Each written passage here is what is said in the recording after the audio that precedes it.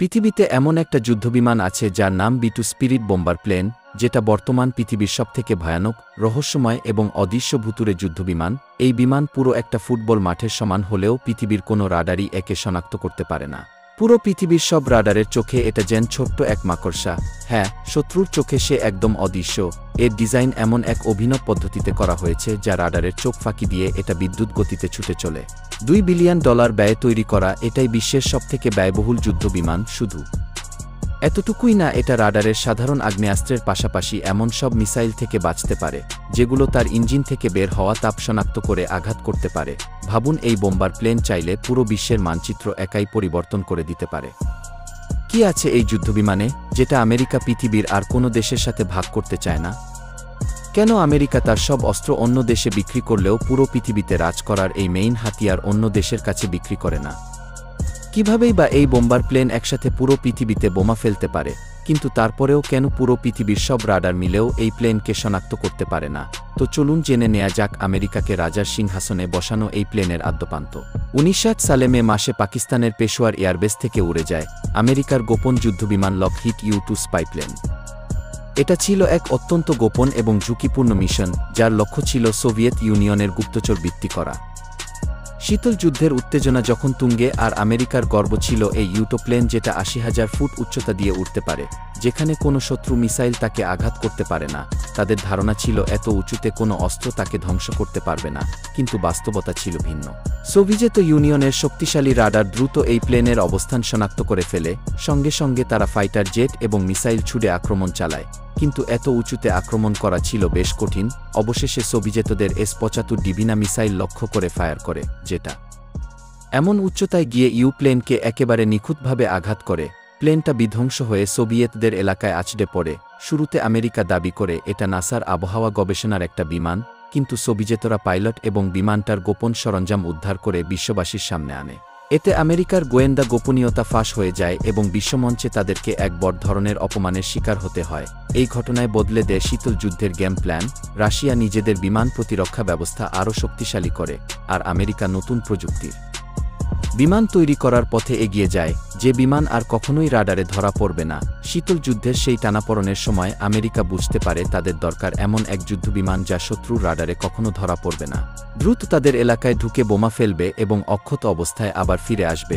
সেই চিন্তাভাবনা থেকেই 1900 সালে শুরু হয় অ্যাডভান্স টেকনোলজি বোম্বার প্রোগ্রাম, যার লক্ষ্য ছিল এমন একটা বিমান তৈরি করা যা হবে অদৃশ্য এবং ভুতুরে। 19 সালে প্রথমবার আকাশে ওড়ে এই বিমান, কিন্তু বিশ্বের সামনে প্রথম 19 সালেই প্রকাশ করা হয় B-2 স্পিরিট বোম্বার। B-2 বোম্বারের সবচাইতে বড় শক্তিশালী হল এর স্টেলথ প্রযুক্তি।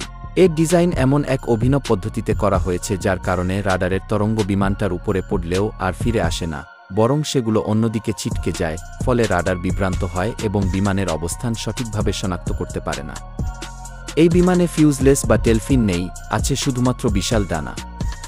সাধারণ বিমানগুলোর ভার্টিক্যাল টেলফিন রাডারে স্পষ্ট দেখা যায় এবং সেটাই তাদের অবস্থান প্রকাশ করে, কিন্তু B-2তে এই টেলফিন বাদ দিয়ে দেওয়া হয়েছে, আর এর বদলে জিগজ্যাগ ডিজাইন ব্যবহার করা হয়েছে, যা রাডারের সিগন্যালকে বিভ্রান্ত করে ফেলে। বিমানটার গায়েও ব্যবহৃত হয়েছে বিশেষ কার্বন গ্রাফাইট আবরণ, যা রাডারের তরঙ্গকে শোষণ করে ফেলে এবং বিমানের উপস্থিতি গোপন রাখে। আরেকটা গুরুত্বপূর্ণ অংশ হল এর ইলেকট্রনিক কাউন্টার মেজার সিস্টেম, যা শত্রু রাডারের তরঙ্গ ধরেই তা পরিবর্তন করে ফেলে। ভুল অবস্থান দেখায়, ফলে রাডার সঠিকভাবে শনাক্ত করতে পারে। কখনো কখনো শত্রু রাডার একসাথে অনেকগুলো জায়গায় B-2 বোম্বার প্লেনকে দেখতে পায়, অথচ বিমানটা এক জায়গাতেই থাকে। এইসব কৌশল মিলিয়ে B-2 স্পিরিট বোম্বার হয়ে ওঠে এক নিখুঁত অদৃশ্য যোদ্ধা। B-2 স্পিরিট বোম্বারের গোপনীয়তার আরেক প্রধান রহস্য স্বয়ং এর ইঞ্জিন। সাধারণ যে কোনো যুদ্ধবিমান থেকে যখন গরম ধোঁয়া বের হয়, তখন শত্রুর ইনফ্রারেড সেন্সর তা খুব সহজেই শনাক্ত করতে পারে, কিন্তু B-2 ইঞ্জিন এমনভাবে ডিজাইন করা হয়েছে যে গরম বাতাস বাইরে বের হওয়ার আগেই সেটা ঠান্ডা হওয়ার সঙ্গে মিশে যায়। ফলে শত্রুর ইনফ্রারেড সেন্সর সেই তাপকে আর শনাক্ত করতে পারে না। এর ফলে B-2 শুধু রাডার না, বরং হিট সিকিং মিসাইল থেকেও নিরাপদ থাকে। সেই সাথে B-2 বোম্বার প্লেন সাধারণত 1500 ফুট বা প্রায় 500 ফুট উচ্চতায় পূর্ণ জ্বালানি নিয়ে প্রায় 1100 কিলোমিটার পথ পাড়ি দিতে পারে। অবিশ্বাস্য হলেও সত্য, এই বিমান দীর্ঘ দূরত্বের মিশনেও একটু শত্রুর রাডারে ধরা পড়ে না। হ্যাঁ, এই বিমান একাধিক গোপন এবং রহস্যময় মিশনে অংশগ্রহণ করেছে, যেখানে তার স্টেলথ ক্ষমতা এবং নির্ভুল বোমাবর্ষণ পুরো যুদ্ধের ফলাফলই বদলে দিয়েছে। যেমন ১৯এর দশকে আফগানিস্তান যুদ্ধের সময় মিজরি এয়ারফোর্স বেস থেকে উড়ে বিটু প্রায় ৯,৫০০ কিলোমিটার পথ পাড়ি দিয়ে নির্ভুলভাবে বোমা বর্ষণ করেছিল, আর একটাও রাডারে না ধরা পড়ে ফিরে এসেছিল। এর মধ্যে মাঝ আকাশে মাত্র একবার জ্বালানি সরবরাহ রিলোড করতে হয়েছিল। পুরো এই অভিযান প্রায় ৪৫ ঘণ্টা স্থায়ী হয়েছিল। তারপর ১৯ সালে অপারেশন আলায়েড ফোর্সের সময় সার্বিয়ায় বিটুর কার্যক্রম ছিল নজিরবিহীন। ২০০০ সালে অপারেশন ইরাক ফ্রিড মে এবং ২০১২ সালে অপারেশন ওডিসি ডনে লিবিয়ায় বিটু তার এই মাত্রাতিরিক্ত শক্তি প্রদর্শন করেছিল বিশ্ববাসীর সামনে। এই মিশনগুলোতে বিটু তার উচ্চ প্রযুক্তি এবং দীর্ঘদূরত্ব ভ্রমণ এবং স্টেলথ ক্ষমতা পুরো পৃথিবীর যুদ্ধকৌশলকে পাল্টে দিয়েছিল। আর এইসব মিশনের মাধ্যমে বিটু স্পিরিট বোম্বার প্রমাণ করেছে কেন এটা বিশ্বের সেরা স্টেলথ বোম্বার হিসেবে পরিচিত। বিটু স্পিরিট বোম্বার শুধুমাত্র স্টেলথ প্রযুক্তিতেই না, বরং এটা তার অস্ত্রবহনের ক্ষমতাতেও অসাধারণ। এই বিমান একসঙ্গে প্রায় ১৮০০ কেজি বা ১৫টা গাড়ির সমান বিস্ফোরক বহন করতে পারে। বিমানটার ভেতরে অত্যাধুনিক জিপিএস গাইডেড বম্পেজ ব্যবস্থা রয়েছে, যেখানে সর্বোচ্চ ৪০টা বোম্ব বা ক্ষেপণাস্ত্র একসাথে রাখা যায়। এর মধ্যে রয়েছে ১৬টা বিল্টি-3 নিউক্লিয়ার বোম্ব এবং 16টা AGM-1 ফাইনা জেসম নামের স্টেথ ক্রুজ মিসাইল। এই বিটু বোম্বারের রেঞ্জ এতটাই বিস্তৃত যে এটা আমেরিকা থেকে রাশিয়ার মধ্যে কোনো স্থানে না গিয়েই আবার ফিরে আসতে পারে। মাঝ আকাশেই প্রয়োজনীয় সময়ে রিফাইলিং করা যায়, যা বিমানের পরিসর আরও বাড়িয়ে দেয়।